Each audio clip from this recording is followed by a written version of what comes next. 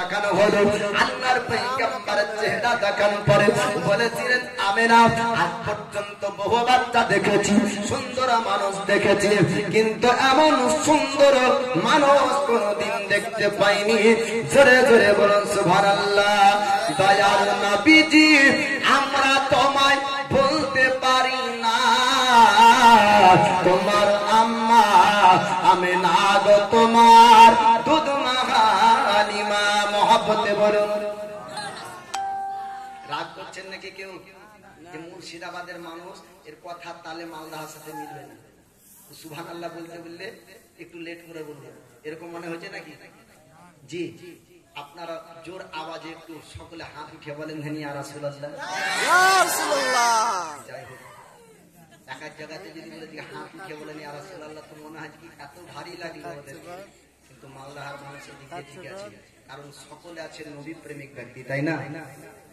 দয়ার নবীজি আমরা তোমায় বলতে পারি না তোমার আম্মা আমিনা গো তোমার দুধ মা হালিমা। তোমার আম্মা আমিনা গো তোমার দুধ মা হালিমা। দয়ার নবীজি আমরা তোমায় বলতে পারি না তোমার আম্মা আমিনা গো তোমার দুধ মা হালিমা। তুমি যখন এলে মায়ামিনার ঘরে খোদার ফারিস্তা আসে সে ঘরে, তুমি সিরাতে রাসূল মারিফাতেরি বুলবুল, তোমার দোয়া কবুল করতে খোদা দেরি করে না। তোমার আম্মা আমিনা গো তোমার দুধ মা হালিমা। হযরত আমিনা আম্মার সঙ্গে মায়ের সঙ্গে কথা হচ্ছে। আমিনা বলছে হালিমা তোমার মতন রমণী এসেছিল কিন্তু কেউ নাইনি। আর হালিমা বলছে আমিনা চিন্তা করো না, একবার খালি দেখিয়ে দাও, পরে সিদ্ধান্ত হবে। যেমন দেখানো বলে এমন সুন্দর মানুষ আমি তো কোনোদিন দেখিনি, বহু বাচ্চা নিয়েছি কিন্তু কোনোদিন আজ পর্যন্ত এমন সুন্দর মানুষ দেখতে পাইনি। আল্লাহর পয়গম্বরকে দেখার পরে হযরত হালিমাতুস সাদিয়া বললেন ওগো আমেনা তোমার পুত্রকে আমার স্তন থেকে একটু দুধ পান করাতে চাই। জোরে বলুন সুবহানাল্লাহ। হালিমাতুস সাদিয়া তিনি আপনার দয়ার পয়গম্বরকে নিলেন, স্তন থেকে আপনার দুধ পান করাবেন। হযরত হালিমাতুস সাদিয়া স্তনের দুধ পান করানোর পর আমিনাকে আপনার বলেছিলেন আমিনা আজ পর্যন্ত বহু বাচ্চাকে দুধ পান করিয়েছি, এমন বাচ্চা কোনোদিন পাইনি, এমন বাচ্চা কোনোদিন পাইনি। আমার স্তনে যখন মুহাম্মদ দুধ পান করলো আমার স্তনের মধ্যে আপনার বরকত চলে আসলো, আমার স্তনের মধ্যে দুধের মধ্যে বরকত চলে আসলো। আরে আমিনা চিন্তা করো না, চিন্তা করো না, এই বাচ্চাকে আমি হালিমাতুস সাদিয়া নিয়ে যাব। হযরত আমিনা বললেন আমি ওগো হালিমা তবে বাচ্চার পিতা আব্দুল্লাহ দুনিয়ার বুকে জীবিত নয়, জিন্দা নয়। হালিমাতুস সাদিয়া বলেছিলেন ওগো আমিনা চিন্তা করো না, আমার স্বামীকে জিজ্ঞেস করব, আমার স্বামী যদি অনুমতি দেয় তবে এই বাচ্চাকে আমি নিয়ে যাব। আমার স্বামী যদি বারণ করে স্বামীর অনুমতি ছাড়া নিতে পারবো না। হালিমাতুস সাদিয়া স্বামীকে আপনার ডাক দিলেন, স্বামীকে আপনার জিজ্ঞেস করলেন ওগো স্বামী আপনি যদি অনুমতি দেন বাচ্চাকে আমরা দেহাতিতে নিয়ে যাব, বাচ্চাকে বললে গ্রামে নিয়ে যাব, আমাদের ঘরে নিয়ে যাব। স্বামী আপনার বললেন ওগো হালিমা যদি তোমার মন চায় এই বাচ্চাকে নিবে আমি তোমাকে বারণ করব না। আল্লাহর পয়গম্বর তিনাকে নিয়ে যাবার পর হালিমাতুস সাদিয়া এবার আপনার সওয়ারির উপর উঠলেন। সওয়ারির উপর ওঠানোর পরে সবারকে আপনার যাওয়ার হুকুম করে, কিন্তু সবারই আপনার আগে বাড়ে না। জোরে বলুন সুবহানাল্লাহ।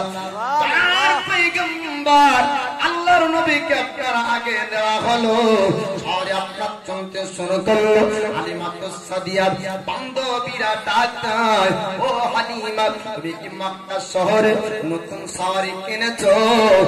নতুন কি তুমি গাড়ি নিয়েছো? হালিমা তো সাদিয়া বললেন, ও সঙ্গের সাথীরা, ও বান্ধবীরা, তোমরা শোনো শোনো, আমি হালিমা নতুন সওয়ারি নিইনি, আমি হালিমা নতুন কোন গাড়ি কিনিনি। মানে কিসের ক্ষমতায়, কিসের শক্তিতে এত তোমার গাড়ির গতি বেড়ে যায়, একটু জানিয়ে দাও।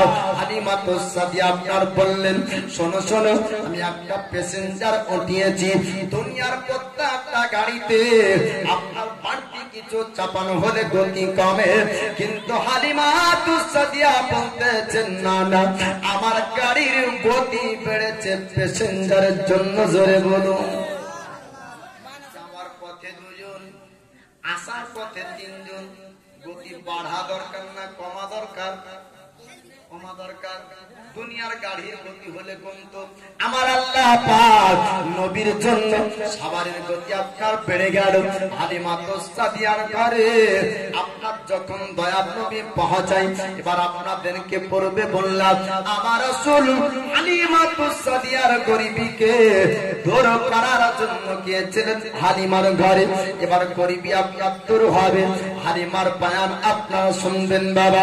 হালিমা তো সাদিয়া বললেন, আমি যেই দিন থেকে মোহাম্মদকে আমার ঘরে নিয়ে এসেছিলাম, ওই দিন থেকে আমার ঘরে বরকত হতে শুরু হলো, আমার ঘরে আল্লাহর রহমত আসতে শুরু হলো। হালিমা তো সাদিয়া বলেন, আমার ঘরের ওটনিতে দ্বন্দ্বিত না, আর মোহাম্মদ যেদিন থেকে আমার ঘরে গেল, আমার ওটনিতে এত দুধ দেয়, এত দুধ দেয়, আমি পান করি, আমার স্বামী পান করে, আমার সন্তান সন্ততিতে পান করলেও ওই দুধের মধ্যে কোনো কমতি হতো না। হালিমা তো সাদিয়া বলছেন, আমার একই ঘরে একই জিনিস ছিল, কিন্তু মুহাম্মদ যেদিন থেকে গেল, সেদিন থেকে আমার ঘরে বরকত হতে শুরু হলো। আর আগে আমার ওই জিনিসে বরকত হতো না, উটনিতে দুধ দিত, আমাদের পেট ভরতো না। আর যেদিন থেকে মুহাম্মদ গিয়েছে, উটনি এত দুধ দেয়, আমরা পান করি, তারপরেও কমতি হয় না। বলো সুবহানাল্লাহ। আল্লাহর পয়গম্বর তিনি আপনার যেদিন থেকে হালিমার ঘরে যাই, হালিমা তো সাদিয়া বলেন, আমার ঘরে বরকত হয়, আল্লাহর রহমত আমার ঘরে আপনার হয়। হালিমা তো সাদিয়া তিনি আপনার বলবেন, এবার ওনার কথা কিছু আপনাদেরকে শোনাবো। আমার রাসূল পাককে আল্লাহ পাক দুনিয়ার হকের শিক্ষা দেওয়ার জন্য দুনিয়াতে নবীকে আপনার পাঠিয়েছেন। ভাইয়ের হক ভাই কি করে আদায় করবে? সন্তান মায়ের হক আদায় করবে, বাপ বেটার হক আদায় করবে, বেটা বাপের হক আদায় করবে। আমার রাসূলুল্লাহর কথা হালিমা তো সাদিয়া বলেন, আমি এক স্থানে যখন মুহাম্মদকে লাগিয়ে দিতাম, এক স্তনের দুধ পান করত, মুহাম্মদ দ্বিতীয় স্তরের দুধ পান করত না। আমি বারবার চেষ্টা করতাম, কিন্তু কোনদিন মুখ দিত না। হালিমা তিনি চিন্তায় পড়ে গেলেন, কি ব্যাপার, মুহাম্মদ এক স্তনের দুধ পান করে, অপর স্তনের দুধ পান করে না। কবিরাজের কাছে আপনার গেলেন।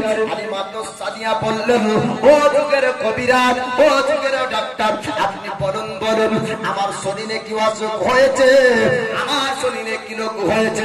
যুগের কবিরাজরা বলেছিল, যুগের ডাক্তাররা আপনার বলেছিল, ও হালিমা, তোমার শরীরে কোনো অসুখ হয়নি, তোমার শরীরে কোনো রোগ হয়নি, তবে আমার বাচ্চা মুহাম্মদ আমার স্তন থেকে কেন দুধ পান করে না?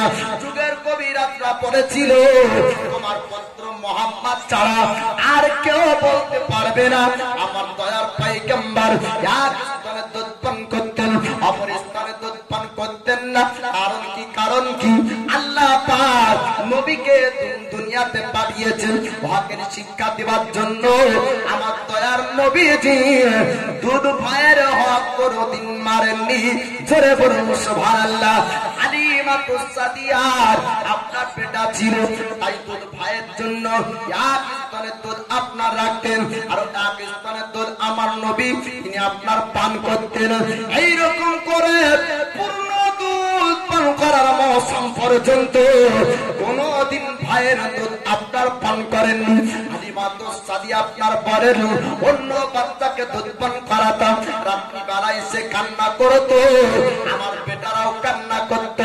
কিন্তু যেদিন থেকে মোহাম্মদকে এনেছি, রাত্রিবেলাতে মোহাম্মদও কাঁদে না, আমার বাচ্চাও কোনদিন কাঁদে না। জোরে বলুন সুবহানাল্লাহ।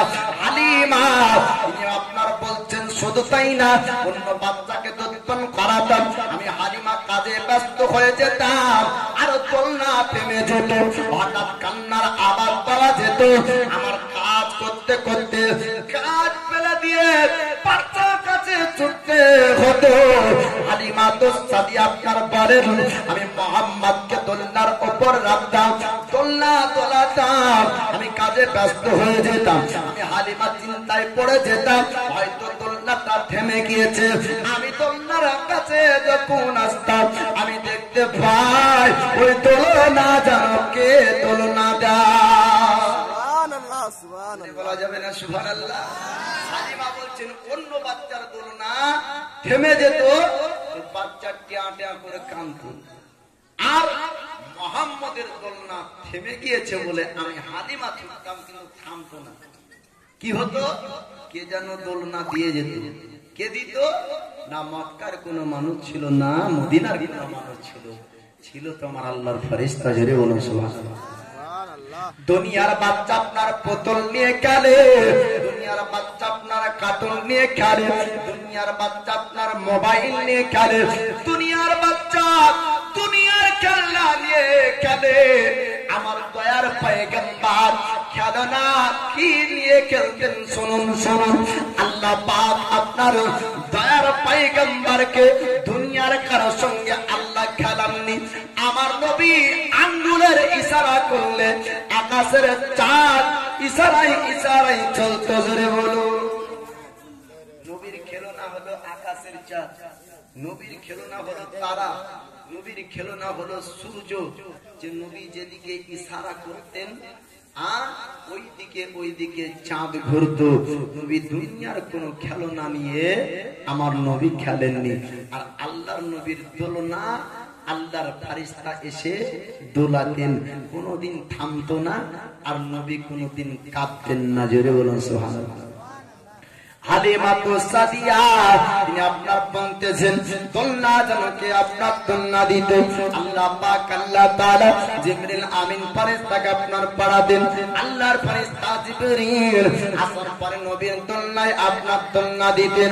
আমার দয়ার নবী যখন আঙ্গুলের ইশারা করতেন আকাশের চাঁদ আপনার হিলত, আকাশের চাঁদ যেদিকে নবীর আঙ্গুল ওদিকে আপনার আকাশের চাঁদ।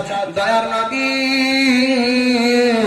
দুধ পান করার মৌসুম যখন শেষ হয়, হালিমা তো সাদিয়া আপনার নিয়ে যাবার পর হযরত আমিনার কাছে জমা দিবে।